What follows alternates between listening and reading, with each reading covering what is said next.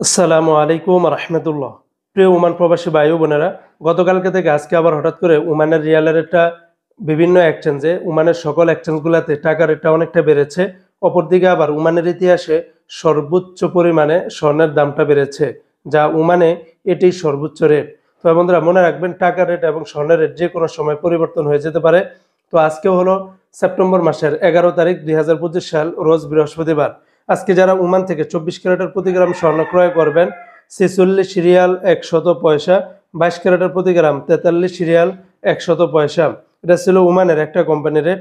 আর একটা কোম্পানিতে 24 ক্যারেটের প্রতি গ্রাম 45 রিয়াল 09 পয়সা, 22 ক্যারেটের প্রতি গ্রাম 41 রিয়াল 264 পয়সা, 21 ক্যারেটের প্রতি গ্রাম 39 রিয়াল 387 পয়সা, 18 ক্যারেটের প্রতি গ্রাম 33 রিয়াল 760 পয়সা।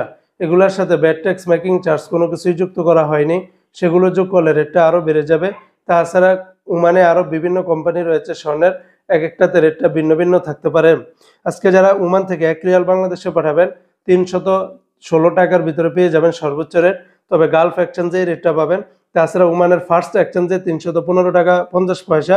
তাছাড়া গতকালকে থেকে আল জাদিদ এক্সচেঞ্জে 314 টাকা, যেখানে ছিল 13 টাকা সেখানে আজকে 14 টাকা।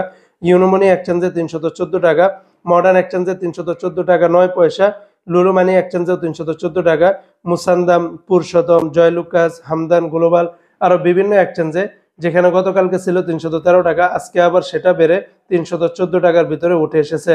তো বন্ধুরা, এই ছিল আজকে টাকা রেটের বিস্তারিত আপডেট।